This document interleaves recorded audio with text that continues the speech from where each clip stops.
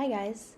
Today I'm going to be talking about how I designed my own tarot deck from start to finish. I started this process in September of last year, so the whole thing took about 5 months to complete from start to finish, including printing. My next step was creating thumbnail designs, so I had an idea of what I wanted each card to look like.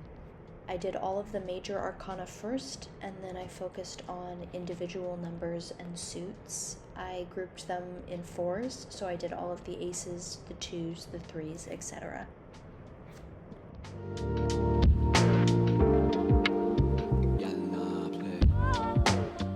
When it was time to render the cards, I moved to Procreate and created a canvas setting for the tarot cards so I didn't have to make a new one for each one. That's what it looks like.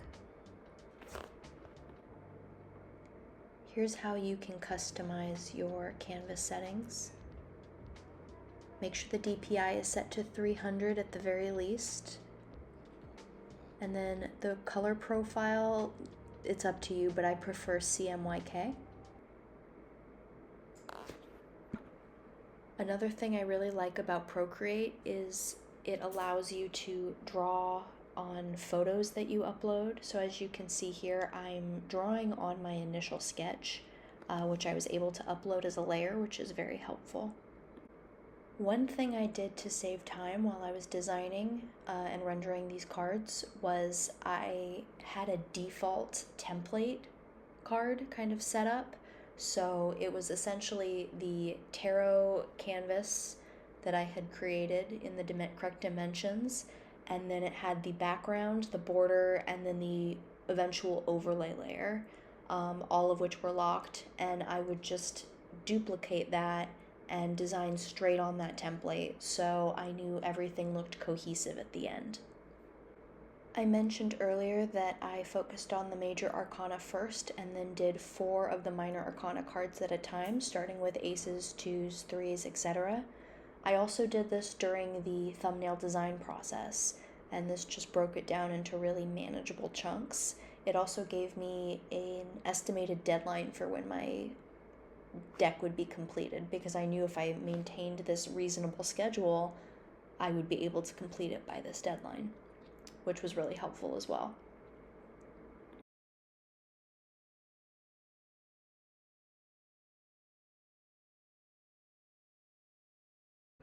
When it was time to actually print the cards, I decided on makeplayingcards.com.